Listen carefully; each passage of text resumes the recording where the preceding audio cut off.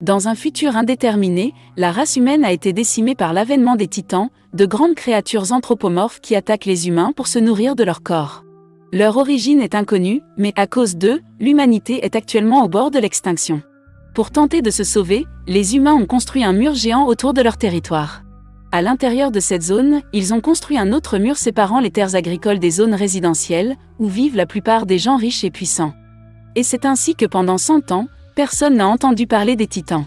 C'est comme s'ils avaient disparu, et la vie à l'intérieur du mur est devenue calme et sûre. Cependant, comme la dernière attaque remonte à plus de 100 ans, une grande partie de la population commence à se demander si les titans existent vraiment, tandis que des voix s'élèvent pour demander la création d'un corps spécial de reconnaissance capable de dissiper les doutes sur la possibilité d'une vie hors des murs. Armin, Mikasa et Eren sont 3 amis d'enfance qui vivent sur les terres agricoles. Armin aime inventer des objets étranges, et le garçon vit avec ses parents. Mikasa et Eren sont amoureux l'un de l'autre. Ces derniers temps, Eren vit avec une idée obsessionnelle en tête, sortir du périmètre des murs pour prouver à tous que la légende des titans est fausse, et ainsi mener son peuple à la liberté. Mikasa, quant à elle, rêve de voir l'océan. Un jour, tous 3 arrivent au mur, qui est gardé par un ancien commandant du corps de garnison, Suda.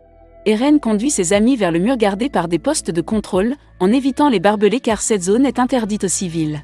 Eren, sûr qu'il n'y a pas de titan derrière le mur, veut être le premier à sortir après 100 ans d'emprisonnement forcé.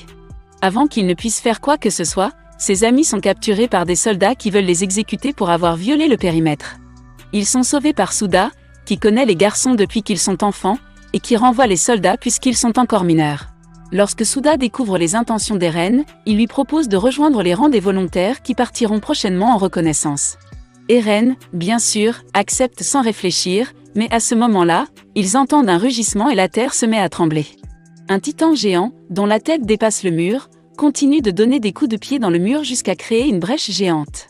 Des dizaines de titans plus petits mais très affamés commencent à apparaître de nulle part, attrapant les soldats et les dévorant vivants. Les canons, positionnés en défense pour un tel événement, ne tuent pas les titans, confirmant ainsi que la légende est vraie, les titans sont immortels. Le chaos est alors créé, car personne ne sait quoi faire. Armin, Mikasa et Eren fuient vers la ville. Les gens paniquent dans les rues et se pressent dans la cathédrale locale, espérant une aide du ciel. La foule sépare Eren de Mikasa, entraînant le garçon sans défense à l'intérieur, tandis que la fille portant un bébé dans ses bras reste dehors. Eren la regarde fixement alors qu'un titan est sur le point de la dévorer, et la fille reste immobile car elle a maintenant accepté son cruel destin. Quand Eren sort, il pense que Mikasa est morte car il n'y a que du sang dans les rues.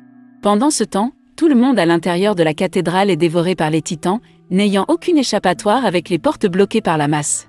2 ans se sont écoulés depuis que le mur a été percé. Armin et Eren, ainsi que le reste du groupe de réfugiés, vivent maintenant derrière le second mur, où ils ont rejoint les rangs des soldats qui sont envoyés à la guerre contre les titans. Les soldats sont entraînés par le commandant Hans, une fille qui a longtemps étudié les titans et qui connaît maintenant toutes leurs habitudes et leurs faiblesses. Il a également découvert comment tuer les titans, et pour ce faire, il a aussi inventé un dispositif spécial appelé mouvement tridimensionnel. Cet appareil permet à l'utilisateur de se déplacer dans les airs à l'aide de cordes et de gaz à haute pression, et ainsi d'avoir une grande mobilité face aux titans, qui peuvent être tués en sectionnant les nerfs à l'arrière du cou. Derrière le mur se trouve Shikishima, chef du corps de reconnaissance, et son mystérieux assistant. Ils sont les meilleurs tueurs de titans, car ils maîtrisent la technique des lames et du mouvement tridimensionnel, parvenant à éliminer des dizaines de titans en quelques minutes. Bien qu'ils soient si bons, rien ne peut arrêter les hordes de titans, qui se comptent par milliers. Le général Kubal élabore alors un plan pour mettre fin à la guerre.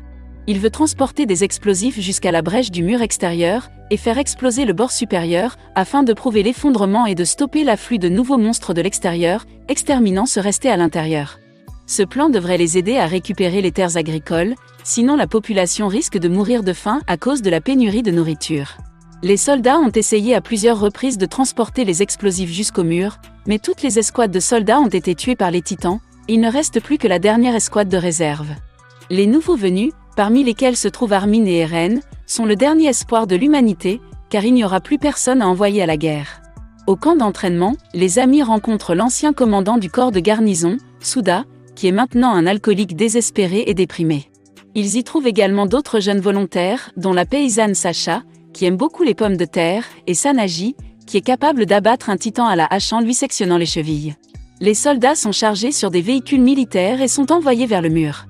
Les titans dorment la nuit car ils ne voient pas bien dans le noir, ils doivent donc accomplir la mission et rentrer à la base avant l'aube. Pendant la reconnaissance, Eren et sa nouvelle amie Yana trouvent un bébé titan dans un bâtiment en ruine.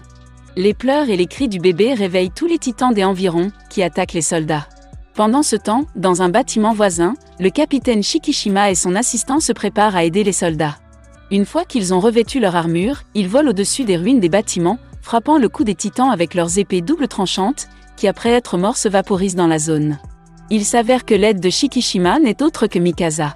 Eren et Armin reconnaissent immédiatement la jeune fille, mais elle les ignore et ne montre aucun signe de bonheur à leur rencontre. Grâce à l'habileté de Shikishima et de Mikasa, l'armée parvient à survivre à l'attaque. Il s'avère que Shikishima avait été envoyé pour garder le bunker où sont stockés les explosifs. Le général Kubal ouvre le bunker et ordonne le chargement des explosifs dans les véhicules. L'atmosphère dans le camp est très tendue, car Jean, le fils d'un ancien soldat, ne cache pas son mépris pour Eren et les autres compagnons d'armes. Ainsi commence la bagarre entre les deux, qui est observée par Shikishima et Kubal. Réalisant qu'Eren pourrait devenir un bon chasseur de titans, Shikishima lui parle en aparté et lui révèle qu'il a enseigné à Mikasa le sens de la guerre. Eren découvre également que Mikasa est désormais la petite amie de Shikishima. Le capitaine a trouvé la jeune fille dans les ruines et lui a appris tout ce qu'il savait. Lorsque Mikasa s'est retrouvée seule avec l'enfant dans les rues envahies par la mort et le chaos, elle a totalement changé. Le titan a mangé la petite fille, mais elle a survécu en portant une énorme cicatrice sur tout le corps. Aaron a de la peine de voir sa petite amie avec quelqu'un d'autre, alors il s'éloigne en silence et hurle de désespoir, mais il est arrêté par Yana qui craint que cela ne réveille les titans. Ils trouvent un endroit isolé pour parler de leur passé, et voient un couple marié se préparant à faire l'amour au milieu des ruines, sachant que c'est peut-être leur dernière fois ensemble. Yana montre alors de l'intérêt pour Eren, et lui propose de faire l'amour, mais à cet instant, ils sont attaqués par les titans, qui mangent Yana et tuent également le mari du couple qui s'apprête à faire l'amour. Les garçons se précipitent pour charger des explosifs sur la camionnette afin de l'envoyer dans le mur, tandis qu'Eren et les autres sont sauvés par un mouvement tridimensionnel. Mikasa et Shikishima entrent en action et tuent autant de titans qu'ils peuvent, mais de nombreux soldats sont pris et tués à la volée. Une camionnette chargée d'explosifs est détournée par un homme masqué. La femme du mari assassiné jette le pirator de la camionnette, met le feu aux explosifs et se dirige vers les titans. La camionnette explose, réduisant en pièces les géants à proximité tandis que la femme meurt. Eren réalise qu'il doit se battre ou tous ses amis seront dévorés.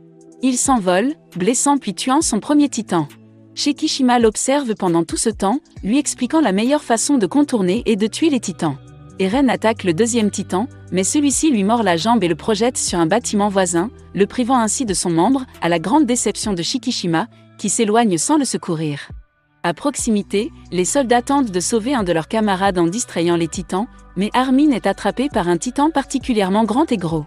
Le géant l'a déjà mis dans sa bouche et est prêt à l'avaler, mais à ce moment-là, Eren se sacrifie et se jette dans la bouche du titan, poussant Armin dehors et glissant dans sa gorge. Il constate que le titan est déjà en train de digérer tous ses camarades, y compris Yana. Le titan s'avère être trop coriace, en effet, ni les flèches ni la hache de Sanaga ne lui font rien. Mikasa apprend la mort d'Eren et se jette sur les titans avec colère. Il est alors clair qu'elle n'a jamais cessé d'aimer Eren, et depuis leur dernière rencontre, elle a toujours gardé son écharpe rouge, que le garçon lui a offerte avant l'attaque 2 ans plus tôt. Les titans sont tués un par un, mais la jeune fille manque d'air et ne peut plus rien faire, allongée sur le sol en regardant le ciel. Elle est trouvée par le gros géant qui a mangé Eren, et qui se prépare à grignoter aussi la fille, mais il commence soudain à se sentir mal, comme s'il était sur le point de vomir tout ce qu'il vient de manger. Mais au lieu de cela, des mains géantes sortent de sa bouche, le déchirant de l'intérieur. Un énorme titan fumant aux yeux rouges apparaît alors, et fou de rage, il commence à tuer d'autres titans avec une grande facilité. Les soldats pensent avoir été sauvés par ce nouveau titan car il est de leur côté, mais ce n'est pas le cas. Les titans s'enfuient de peur de mourir, et le titan aux yeux rouges se dirige vers les humains. Sur le toit, Mikasa voit la lueur de raison dans ses yeux, et elle ne s'enfuit pas car elle comprend qu'il s'agit d'Eren. Le titan s'empare de la jeune fille et s'apprête à la tuer, mais ses forces l'abandonnent et il s'effondre sur le sol près du bâtiment. Le commandant Hans a toujours rêvé de pouvoir obtenir un titan vivant pour ses recherches, il se précipite donc vers le corps fumant qui devient de plus en plus chaud. Suda demande d'ouvrir délicatement le cou du titan, car si cela n'est pas fait, celui qui se trouve à l'intérieur mourra. Mikasa fait 2 entailles précises avec l'épée, et de l'intérieur apparaît un sac transparent avec Eren à l'intérieur. Shikishima continue de regarder de l'autre côté. Tout le monde pense qu'Eren est mort, mais l'enveloppe transparente qui l'entoure se dissout.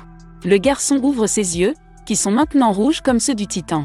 Le premier film se termine ici. Si vous ne voulez pas manquer le récapitulatif du second, activez les notifications, laissez un like et abonnez-vous à la chaîne. Merci d'avoir regardé.